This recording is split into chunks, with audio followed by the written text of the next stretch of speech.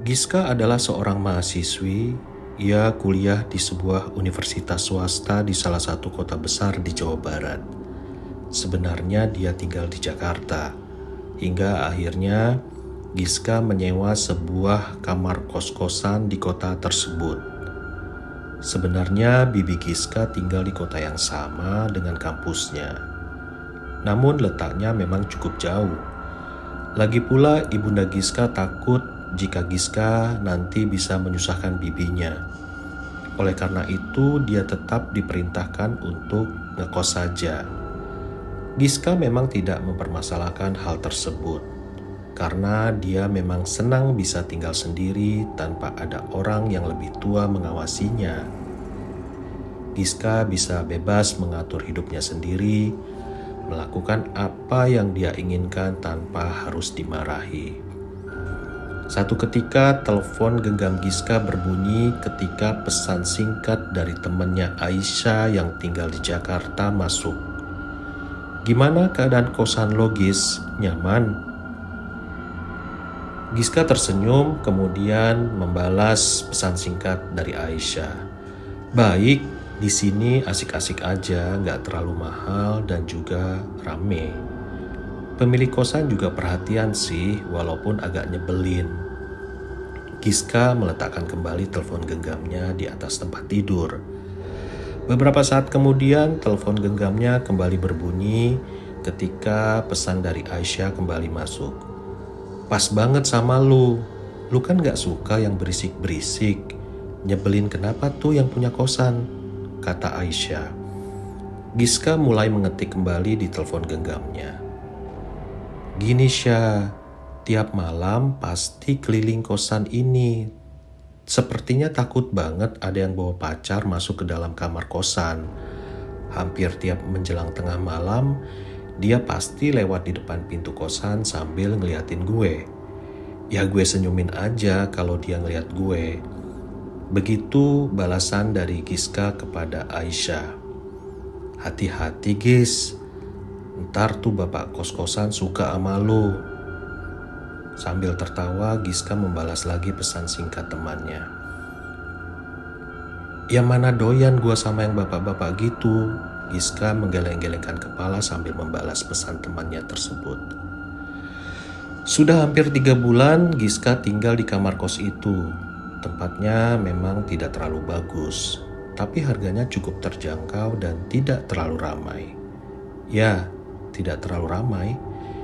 Giska memang tidak suka tempat yang terlalu ramai. Dari beberapa puluh kamar kos di sana, hanya sekitar 6-9 kamar yang terisi, termasuk kamar Giska. Ini adalah tempat yang sempurna. Tapi memang tidak ada sesuatu yang sempurna. Bapak pemilik kosan memang sangat ketat. Dia selalu berkeliling tengah malam. Mungkin takut ada anak kos yang membawa pacarnya di malam hari. Setidaknya itulah yang ada di pikiran Giska saat itu. Bapak pemilik kosan berumur sekitar 45 tahunan dengan rambut pendek tipis yang disisir ke samping dan badan yang cukup gempal. Dia selalu mengenakan kaos putih polos dan sebuah celana pendek hitam di saat berkeliling di tengah malam dan selalu berhenti di depan kamar Giska. Giska memang suka membuka pintu kamarnya saat malam. Alasannya karena udara kamarnya kadang-kadang terasa pengap dan panas. Di saat tidak tahan dengan panasnya udara di kamarnya, Giska membuka pintu kamarnya agar udara malam yang cukup segar masuk ke dalam dan mengurangi udara panas. Ketika bapak pemilik kos berdiri tidak jauh dari pintu kamarnya, seraya memperhatikannya, Giska hanya bisa tersenyum dan membiarkannya. Nanti juga pergi sendiri, pikir Giska. Memang dia akan pergi dengan sendirinya tanpa menyapa atau berbasa-basi. Giska hanya bertemu dengan bapak pemilik kosan saat ia berkeliling saja. Karena biasanya yang menagih biaya sewa kos adalah anak perempuannya. Setiap tanggal tertentu di setiap bulannya, anak perempuannya akan datang dan menagih uang sewa. Mungkin mereka sudah membagi tugas untuk itu.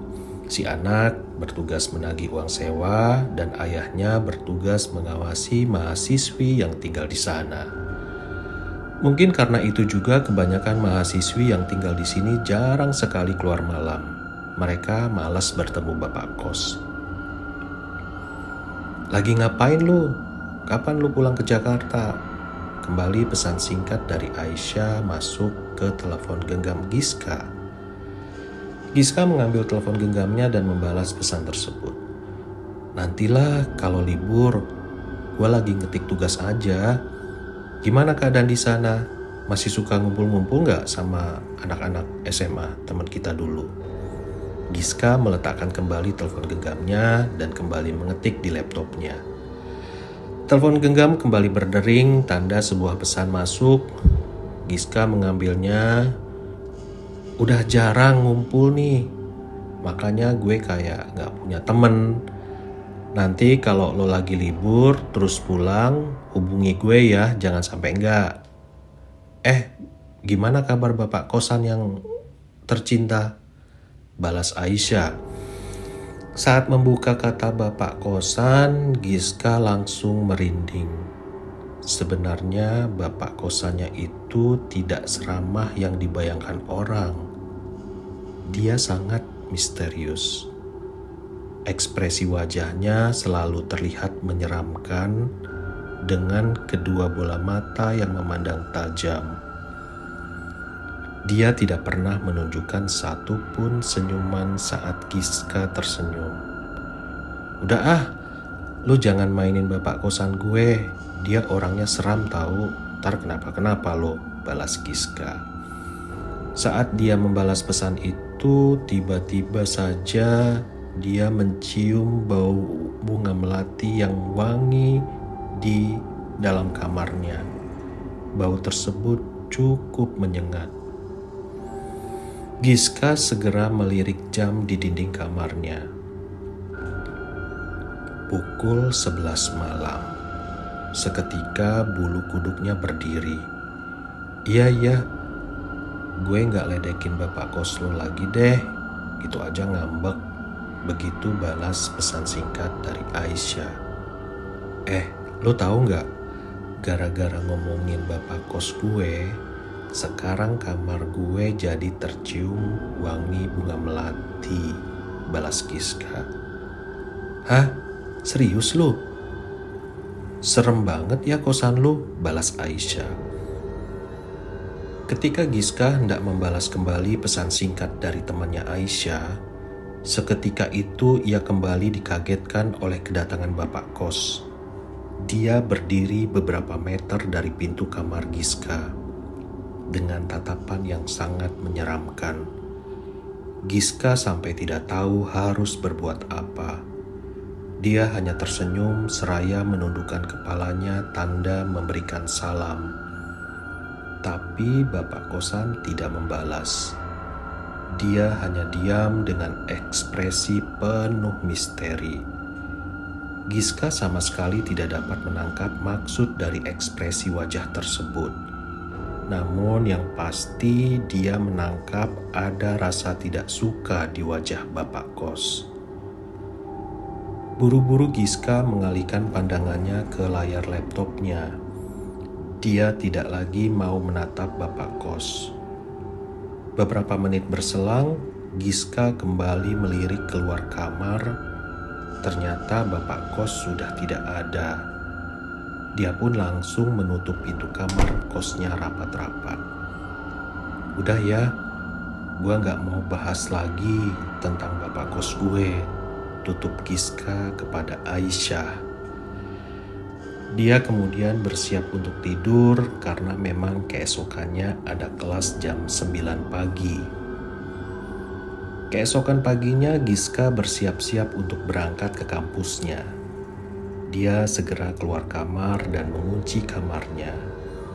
Ketika hendak keluar kos, dia berpapasan dengan seorang mahasiswi yang lebih tua beberapa tahun darinya.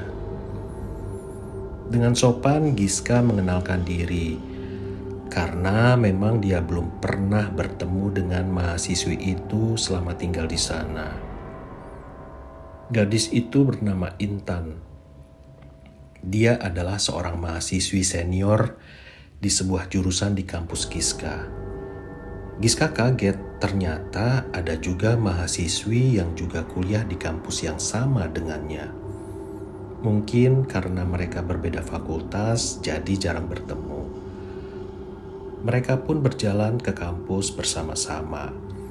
Dan sepanjang perjalanan mereka tidak hentinya saling berbincang. Hingga pada akhirnya mereka bertukar nomor telepon genggam dan berjanji untuk tetap saling mengontak satu sama lain. Pertemuan mereka ditutup senyuman saat mereka harus berpisah ketika sampai di kampus. Giska merasa cocok dengan Intan. Lumayan dapat teman baru, ujar Giska di dalam hatinya. Dia kemudian berlari menuju kelasnya, takut terlambat. Sore harinya sekitar pukul 5 sore, Giska baru kembali ke kamar kosnya dengan rasa letih yang tergambar jelas di wajahnya. Giska langsung masuk ke dalam kamar. Dia melempar tas yang dibawa ke atas kasur, lalu menyalakan kipas angin untuk menghilangkan rasa panas yang menyergapnya. Dia diam sesaat, seraya menikmati hembusan angin di wajahnya. Butiran-butiran keringat di kulit wajahnya perlahan-lahan menghilang. Setelah merasa adem, merasa siap, Giska baru mengambil handuk lalu masuk ke dalam kamar mandi.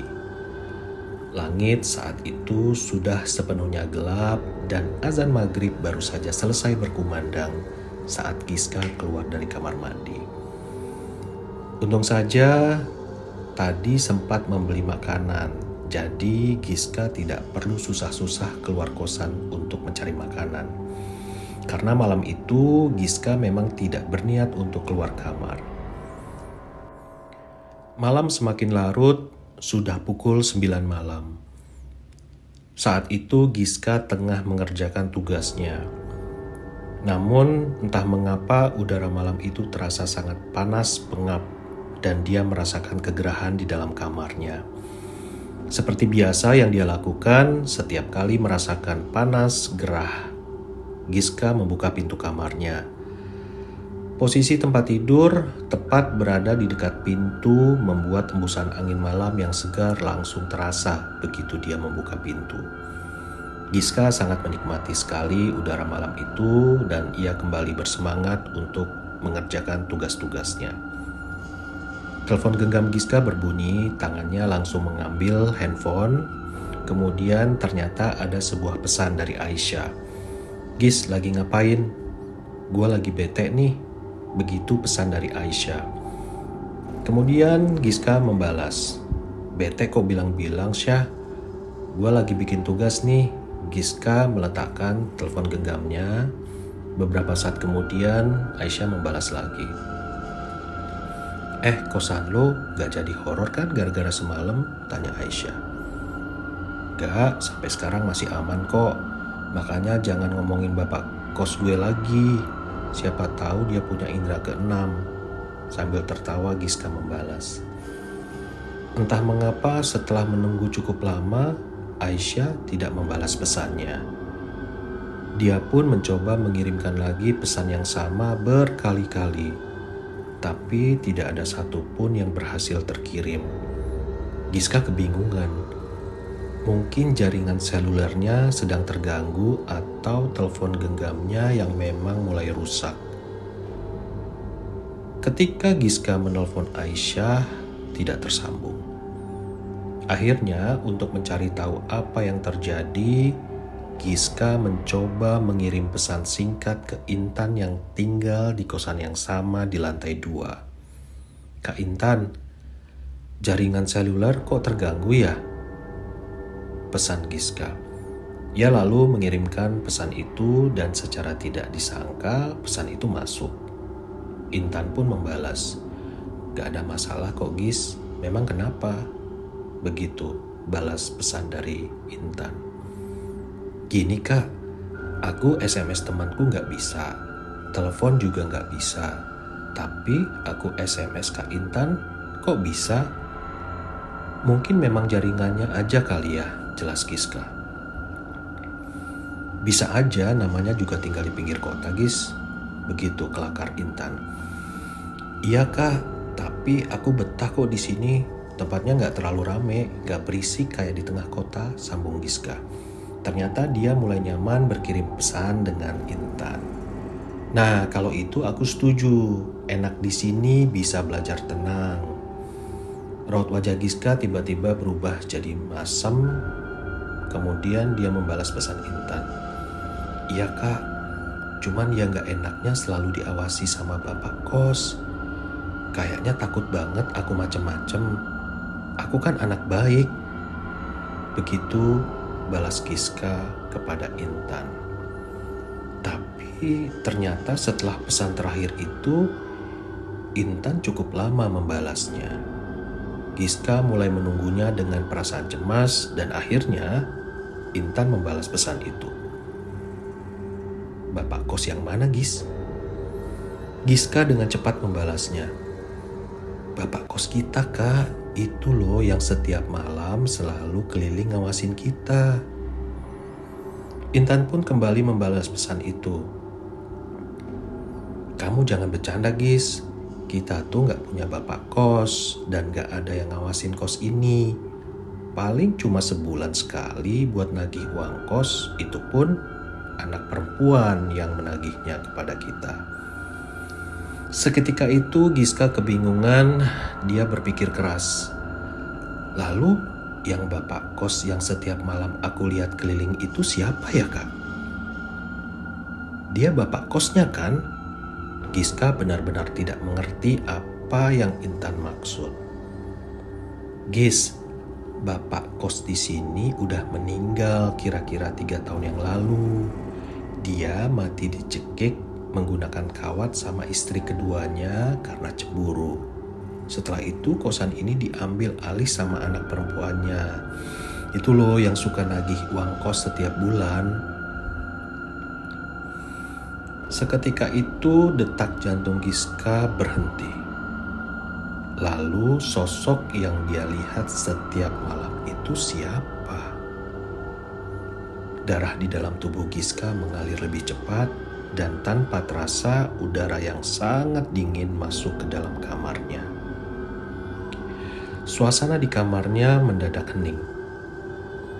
Giska merasa seperti ada sesuatu yang mendatanginya malam itu. Telepon genggam Giska mendadak mati. Dia pun kaget dan melemparnya ke depan. Belum sempat menyadari apa yang terjadi, tiba-tiba Giska mendengar suara langkah kaki yang diseret tepat di luar kamar kosnya. Mendengar itu, tubuhnya mendadak kaku, jantungnya berdegup sangat kencang. Perlahan-lahan Giska berusaha menggerakkan lehernya ke arah pintu kamarnya. Dan saat itu juga dia melihat sosok bapak kosnya berdiri di depan kamarnya. Kaos putihnya kini sudah lusuh dan penuh bercak darah. Wajah bapak kos itu juga sangat menyeramkan. Hampir seluruh bagian wajahnya biru-biru dan penuh dengan gelembung seperti mayat yang sudah membusuk dan membengkak. Tubuh Giska langsung gemeteran melihat sosok bapak kos itu. Tapi di saat yang sama ia tidak dapat menggerakkan tubuhnya sama sekali. Giska masih dalam posisi terduduk di atas tempat tidur dengan kepala menghadap ke pintu kamar kos. Sebuah luka besetan yang cukup dalam terlihat melingkar di leher bapak kos. Darah segar masih mengalir dari luka itu. Dia menatap Giska dengan tatapan yang lebih menyeramkan dari sebelumnya. Bola matanya terlihat berwarna kemerahan.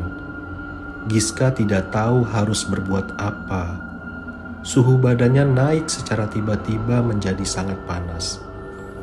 Beberapa detik kemudian, bapak itu tersenyum menyeringai dan tertawa kecil. Giska dapat mendengar suara tawanya yang serak dan menyeramkan.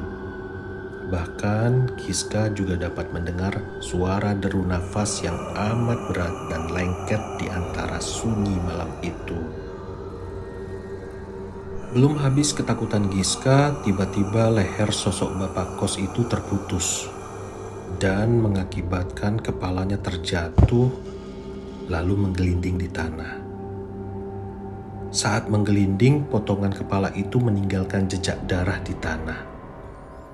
Kepala bapak kos itu berhenti tepat di depan kamar kos Giska, dan dia hanya bisa melihat semua itu terjadi tanpa bisa melawan atau berteriak. Padahal tubuhnya sudah gemeteran hebat. Giska sampai menangis. Nafasnya berat dan tersengal-sengal mengiringi air matanya yang mengalir membasahi kulit wajahnya yang terasa panas. Saat berhenti, kepala bapak itu berhenti dan menatap tajam ke arah Giska. Bahkan sebuah senyuman yang menyeringai kembali mengembang di bibirnya dan suara tawa berat menggema di dalam kamar Giska. Karena sudah tidak tahan, Giska akhirnya jatuh pingsan. Saat Giska jatuh pingsan itu, sosok bapak kos itu hilang dan pintu kamar Giska tertutup dengan sendirinya. Keesokan paginya Giska siuman. Saat siuman dia merasa tubuhnya sangat lemah dan nyeri di seluruh sendi-sendi tubuhnya. Suhu tubuhnya pun masih panas. Giska terkena demam hebat pagi itu. Dengan kekuatan yang masih tersisa, dia merangkak mengambil telepon genggamnya lalu menyalakannya. Saat telepon genggamnya menyala, ternyata banyak sekali pesan yang masuk dari Intan dan dari Aisyah. Tidak menghiraukan pesan itu, Giska langsung menelpon orang tuanya untuk memberitahukan keadaannya. Baru setelah itu, dia menghubungi Intan untuk meminta pertolongan. Beberapa menit kemudian, Intan datang ke kamar Giska. "Ya ampun, kamu kenapa, Gis? Suhu badan kamu panas sekali." Intan kemudian segera mengompres dahi Giska untuk menurunkan suhu tubuhnya. Kemudian Giska menceritakan apa yang terjadi dengan suara yang masih terdengar sangat lemah dan terbata-bata. Intan sangat prihatin dengan apa yang menimpa Giska. "Gis, makanya kamu jangan suka buka pintu kalau malam-malam, Gis. Kalau kamu buka pintu, itu tandanya kamu mengundang dia." Intan menempelkan handuk bersih yang sudah dibilas dengan air dingin ke dahi Giska. Sebenarnya kita-kita penghuni di sini udah tahu tentang arwah pemilik kos ini yang selalu berkeliling setiap malam. Oleh karena itu, kita semua nggak ada yang berani buka pintu saat tengah malam. Bahaya kalau dia sampai datang. Tapi selama kita nggak mengundang dia masuk, dia nggak akan ganggu kita, tambah Intan. Saat hari menjelang siang, orang tua Giska datang. Saat itu juga Giska dibawa ke rumah sakit dan dia akhirnya harus dirawat selama 5 hari. Ketika keadaannya sudah kembali pulih, orang tua Giska sempat menawarkannya untuk pindah tempat kos. Tapi Giska menolak. Dia mengatakan bahwa sudah betah di sana. Lagi pula suasana sangat sepi dan sangat nyaman untuk belajar menjadi alasannya untuk menolak dipindahkan. Setelah pulang dari rumah sakit, Giska menuruti saran Intan untuk tidak membuka pintu saat tengah malam. Sebagai gantinya, dia memasang sebuah kipas angin hisap untuk mengambil udara dari luar. Dan benar saja, dia tidak pernah melihat arwah pemilik kosan itu lagi. Dia juga tidak pernah mendapat gangguan apapun setelah itu. Apa yang dikatakan Intan memang benar. Jika tidak membuka pintu saat malam hari, arwah pemilik kos itu tidak akan mengganggu. Kemudian Giska menjalani hari-hari dan kegiatan perkuliahannya seperti biasa, dan pertemanannya dengan Intan semakin dekat. Intan juga mengenalkan Giska kepada mahasiswi lain yang juga tinggal di sana. Hingga akhirnya mereka semua kini saling mengenal akrab. Mereka juga tidak jarang saling memberi tips bagaimana menghindari arwah pemilik kos. Saling membantu satu sama lain memang baik, terutama untuk menghindari teror arwah penasaran.